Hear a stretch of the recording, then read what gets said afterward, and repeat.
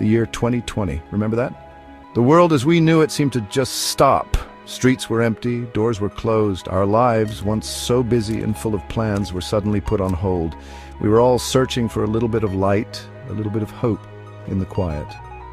It was in this great global pause that a young woman named Riti Ritanshu found herself, like so many of us, confined within the four walls of her home. The future felt uncertain. The days felt long and, honestly, sometimes lonely. She was just starting to figure out her path, and suddenly every road seemed to be blocked. It was a time of deep reflection for everyone. Before the world changed, Riti's life was a whirlwind of activity. She had dreams, really big dreams, that involved being out in the world, connecting with people and building a career. The lockdown brought all of that to a screeching halt. The silence was deafening. The isolation felt heavy.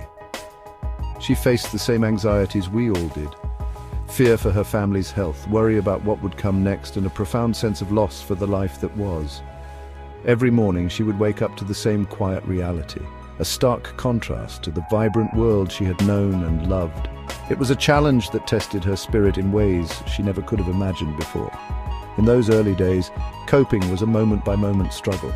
Some days were filled with a sense of purpose, cleaning the house, learning a new recipe, or connecting with friends over video calls.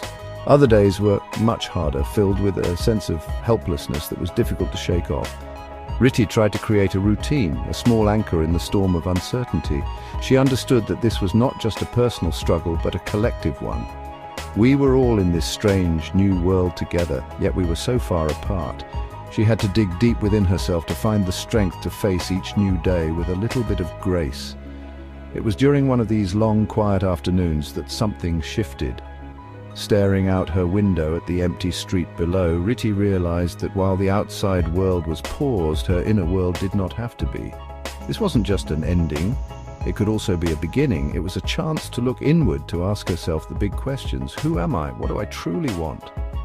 This quiet moment of reflection became the fertile ground where a new dream could be planted, a dream born not from ambition but from resilience, a dream that would eventually shine a light for so many others to follow. The challenges of the pandemic were relentless.